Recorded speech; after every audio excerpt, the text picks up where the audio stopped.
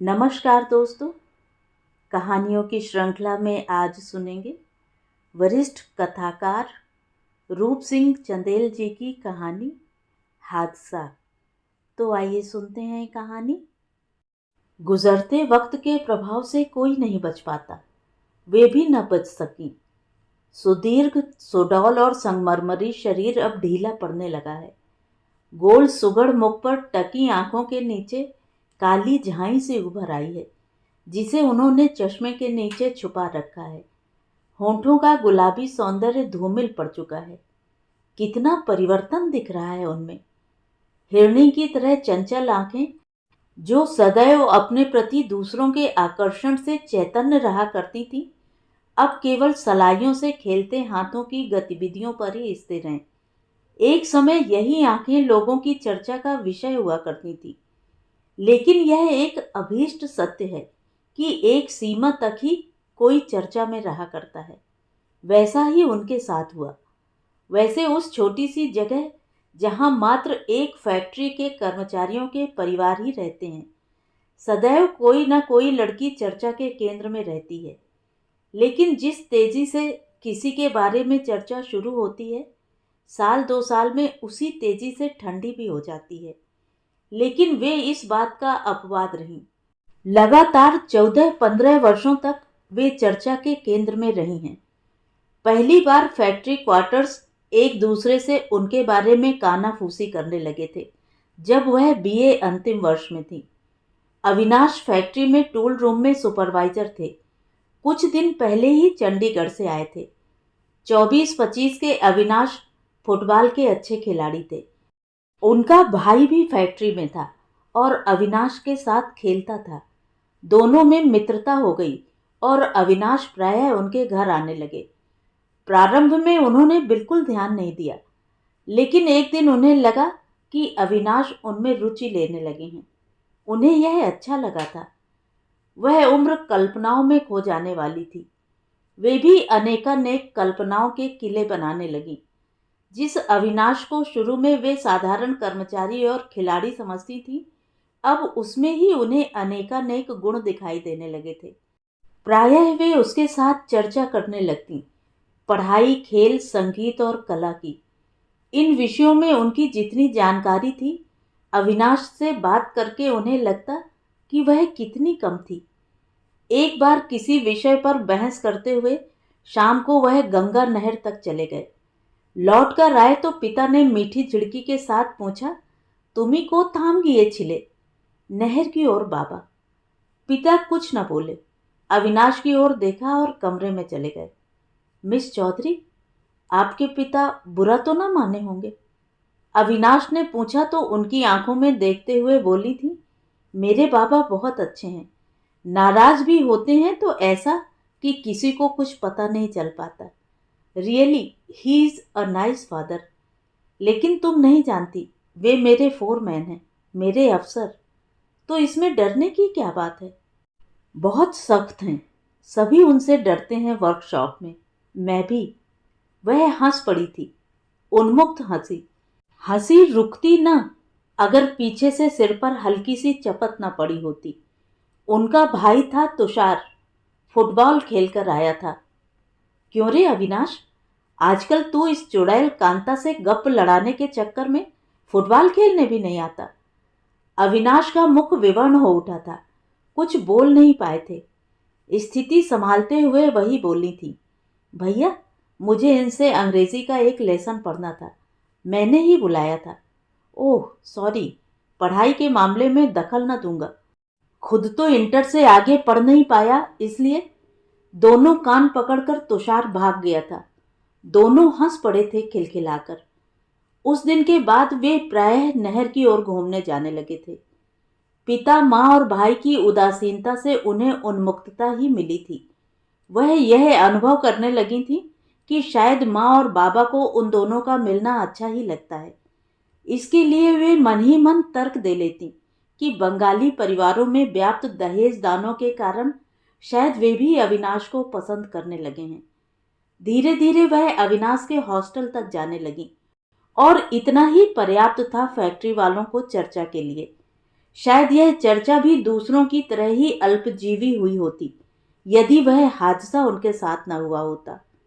वह हादसा वर्षों वर्षों तक उन्हें चर्चा के केंद्र में बनाए रखने के लिए पर्याप्त था। उस दिन अविनाश ने प्रस्ताव रखा कि वे नहर की ओर न जाकर दक्षिण की ओर खेखड़ा गांव के किनारे के तालाब की ओर चलें। वे चल पड़ी कुर्ता पैजामा में। यही वे उन दिनों पहना करती थी। लेकिन उस दिन अविनाश ने जिद की कि वे साड़ी पहनकर चलें।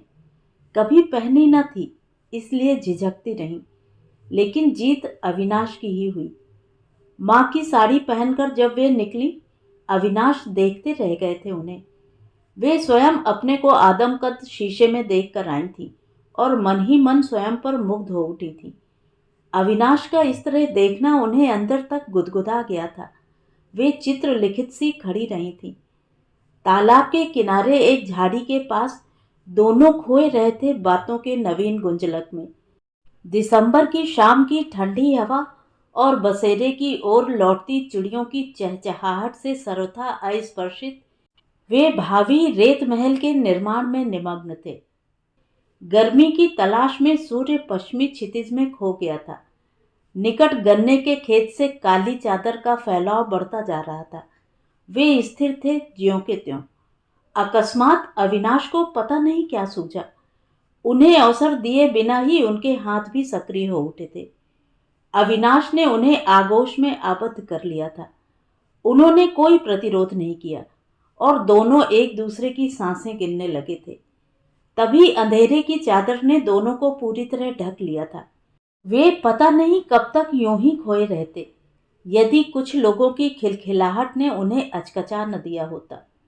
दोनों तुरंत उठ खड़े हुए थे, लेकिन वे उनके बिल्कुल निकट आ पहुंचे थे। वे 3 थे और उनके हाथों में हॉकियां थीं। 2 ने अविनाश को पकड़ लिया था। उनके प्रतिरोध करने पर वे उन पर हॉकियों से प्रहार करने लगे थे। एक उन्हें पकड़कर गन्ने के खेत की ओर खींचने लगा था। वे चीखने लगी तो चाकू उनके चेहरे के पास करके वह बोला, आवाज निकाली तो 1 मिनट में चेहरा छील कर रख दूंगा। अविनाश को वे बेरहमी से पीट रहे थे। उनके हांफने कराहने की आवाज उनके कानों में टकरा रही थी। वह कसाई के हाथ पड़ी गाय की तरह छटपटा रही थी और वह उन्हें घसीटता जा रहा था। अंततः वे फैल गईं। वह उनका दाहिना हाथ पकड़कर घसीटने लगा। घास और कंकड़ों से कमर के पास का भाग छिलता जा रहा था। वह शक्ति भर उससे मुक्त होने का प्रयत्न कर रही थी, लेकिन लग रहा था कि शक्ति जवाब देने लगी है। शरीर शिथिल होता जा रहा था। उन्होंने अंतिम कोशिश की। हाथ झटक कर उठ बैठी। भागना चाहा अविनाश की ओर, लेकिन तभी कमर के पास उसने पैर से चोट की और वे फिर ढेर हो गईं। उसके बाद उन्हें होश नहीं रहा और जब होश आया तब गन्ने के खेत में उन्होंने अपने को उन तीनों के बीच घिरा पाया था। गिद्धों की भांति वे एक के बाद एक उनके शरीर को नोचते रहे थे। वे पुनः बेहोश हो गई थीं। जब दोबारा होश आया था तब वे जा चुके थे। वे किसी प्रकार लड़खड़ाती अविनाश तक पहुंची थी। वह तालाब के कीचड़ में पड़ा कराह रहा था। उन्होंने उन्हें कीचड़ से बाहर निकाला था किसी प्रकार, लेकिन उन्हें सहारा देकर घर ले जाने या स्वयं घर तक जाने की ताकत उनमें न बची थी। शायद दोनों ही रात भर वहीं पड़े रहते, यदि तुषार अपने मित्रों के साथ उन्हें खोजता न आ पहुंचता। उन्हें फैक्ट्री अस्पताल पहुंचाया गया था। 2 दिन बाद वह वहां से डिस्चार्ज हो आई थी। अविनाश को गहरी चोटें लगी थीं। अस्पताल से बाहर आते ही उन्होंने बाहर की हवा का रुख बदला हुआ पाया था। एक फैक्ट्री के आवासीय क्षेत्र में चर्चाओं का बाजार गर्म हो उठा था। चर्चा ने तब और तूल पकड़ ली जब चौथे दिन अविनाश की मृत्यु का समाचार फैला। अविनाश चले गए, उन्हें अपराधिनी सा अभिशप्त जीवन जीने के लिए छोड़कर। समाचार पाकर चंडीगढ़ से उनके माता पिता और कुछ रिश्तेदार आए थे। लोगों ने मां को नमक मिर्च लगाकर बताया तो वे उसके सामने छाती पीट पीट कर रोने लगी थी, उन्हें कोसते हुए। वह मुंह छुपाकर उनके सामने से हट गई थी। बाद में पुलिस आई, पूछताछ हुई और हाथ हिलाते पुलिस लौट गई थी। दिन, महीने और वर्ष बीतते गए, किंतु वे आज भी अपराध बोध से ग्रस्त हैं। उनके बाबा फैक्ट्री से रिटायर्ड हो चुके हैं। तुषार को दूसरा क्वार्टर मिल गया है। सारा परिवार उसी नए क्वार्टर में शिफ्ट हो गया है। तुषार की शादी हुई तो कुछ रिश्तेदारों ने उनके बारे में भी चर्चा चलाई, लेकिन बाबा और माँ का साहस उनसे बात करने का नहीं हुआ। उन्होंने स्वयं ही उस चर्चा को वहीं दबा दिया था। अविनाश की यादों की अर्थी ढोना ही उन्होंने अपनी नियति मान ली थी। आंटी, ये स्वेटर मेरे लिए बना रही हैं? तुतली आवाज में तुषार के 2.5 साल के बेटे ने पूछा तो ऊन और सलाइयां एक ओर रखकर उन्होंने उसे गोद में उठा लिया और प्यार करने लगी। उस क्षण अविनाश उनकी पलकों में आ विराजमान हुए थे। तो ये थी कहानी। कहानी आपको कैसी लगी कमेंट करके ज़रूर बताएं। और अगर मेरे द्वारा सुनाई हुई कहानियाँ आपको अच्छी लगती हैं और आप मेरे चैनल पर पहली बार आए हैं तो चैनल को सब्सक्राइब ज़रूर करें, लाइक करें और अपने दोस्तों और परिचितों में शेयर भी करें। बेल आइकन दबाना बिल्कुल भी ना भूलें। धन्यवाद।